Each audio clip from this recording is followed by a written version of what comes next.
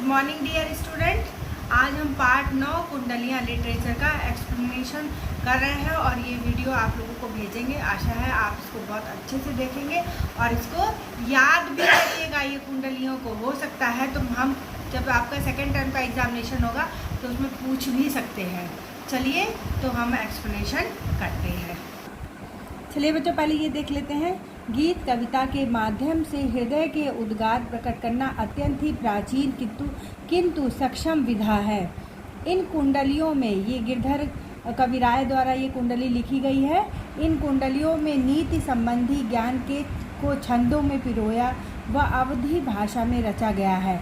नैतिकता, सामाजिक व्यवहार, जीवन मूल्य, मीठे वचनों का महत्व आदि सभी का सम्मिश्रण है ये कुंडलियाँ। अब चलिए इसका अर्थ समझते हैं बच्चों। जो हम अपने व्यवहार में पाते हैं उन्हीं व्यवहार को अनेक कवियों ने अपनी कविता में कलमबद्ध किया है। चाहे वो कबीर हो, चाहे वो गिरधर जी हो, रहीम हो, मीरा हो या आपके केशवदास हो, बिहारी लाल हो, कितने ही हिंदी साहित्य के जो कवि हुए हैं उन्होंने हर एक चीज़ को वही लिखा है जो हम अपने आसपास महसूस करते हैं, देखते हैं, हमारे व्यवहार में होता है, वही चीज़ होता है। देखिए इसमें लिखा है कि दौलत पाए न कीजिए सपने में अभिमान, चंचल जल दिन चारी को ठाऊ न रहत निदान। ठाऊ न रहत निदान जियत जग में जस लीजे, मीठे वचन सुनाए विनय सब ही की कीजे। कहे गिरधर कविराय अरे यह सब घट दौलत, पाहुन निष्दिन चार रहत सब ही के दौलत। जब किसी के पास बहुत अधिक धन दौलत आ जाता है तो उस इंसान को झूठा अभिमान हो जाता है और झूठा अभिमान हो जाने पर वह समाज से, लोगों से बहुत अच्छे से बात नहीं करता है। उसी चीज़ को कहने के लिए कवि कहते हैं कि यदि किसी के पास दौलत आ जाए, दौलत पाए न कीजिए, दौलत पाने पर न कीजिए यानी कि मत कीजिए सपने में अभिमान। जागते तो नहीं ना ही करे, सपने में भी कभी अभिमान यानी कि घमंड नहीं करना चाहिए। चंचल जल दिन चारी को ठाऊ न रहत निदान। जिस प्रकार से जल जो है चंचल होता है, यदि वह ज़मीन पर गिर जाए तो एक जगह वह रुक नहीं सकता, वह बह जाता है। उसी प्रकार से यह धन भी चंचल होता है, यह किसी के पास सदा सदा नहीं रहता है। ठाऊ न रहत निदान जियत जग में जस लीजिए। जब हमारे पास यह धन ही पूरी तरीके से ज़िंदगी भर नहीं रहेगा तो जीते जी हमें जीवन में अपजस नहीं लेना चाहिए, यश लेना चाहिए और अच्छे कार्यों में ही उस धन को लगा करके यश की प्राप्ति हो सकती है।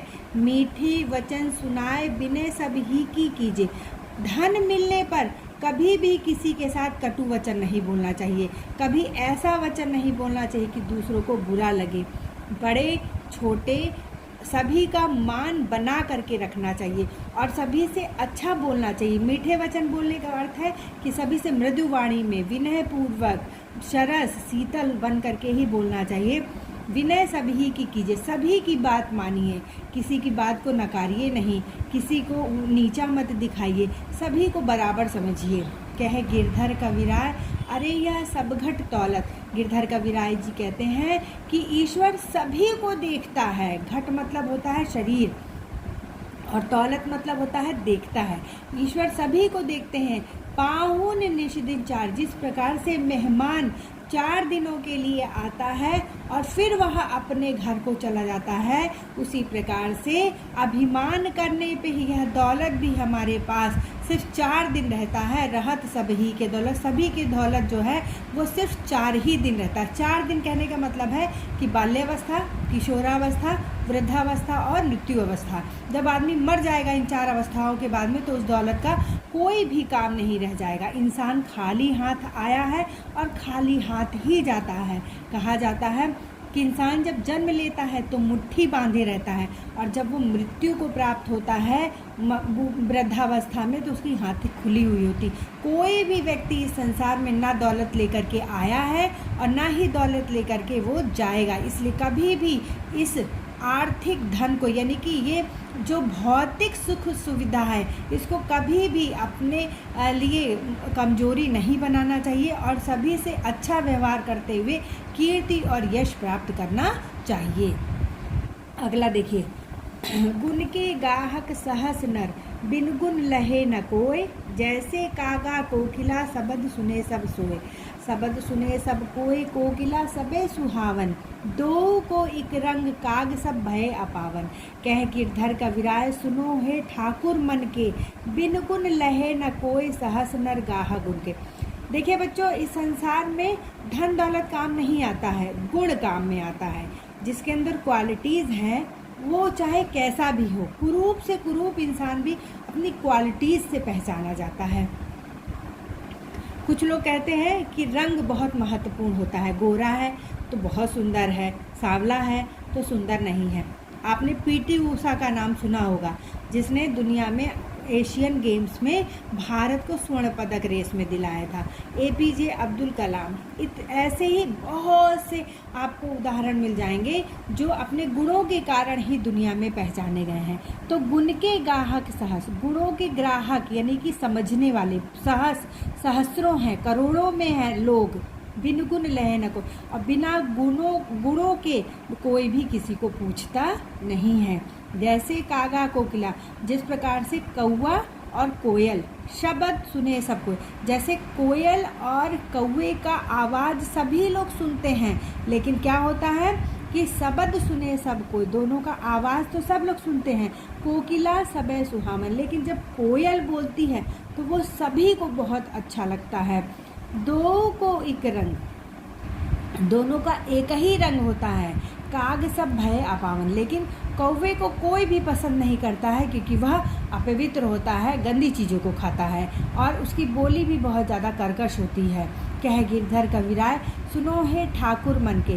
गिरधर कविराय जी कहते हैं कि हे व्यक्ति, हे मनुष्य, अपने मन की सुनो। बिन गुण लहे न कोई सहस नर गाहक गुण के, बिना गुणों के कोई किसी को नहीं पूछ सकता है।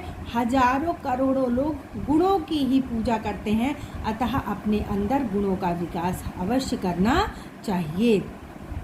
अगला देखिए, बिना विचारे जो करे सो पाछे पछताए, काम बिगाड़े आपनो जग में हो थसा।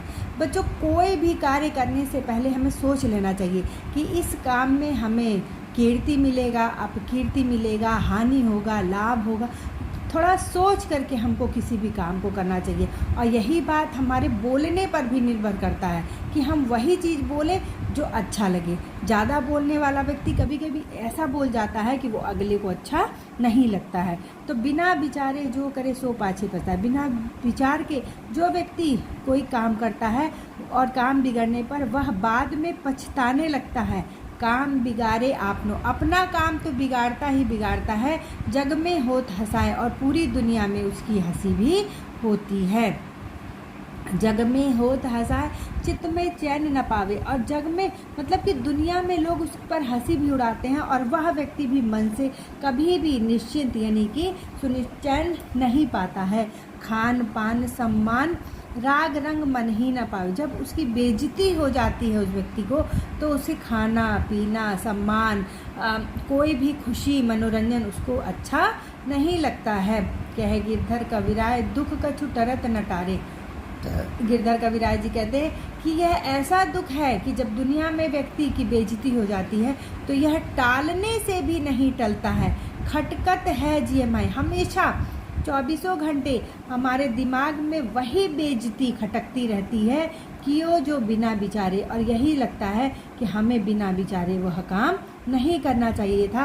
काश हम वो यह काम विचार करके और अच्छे से किए होते तो हमें आज पछतावा नहीं होता।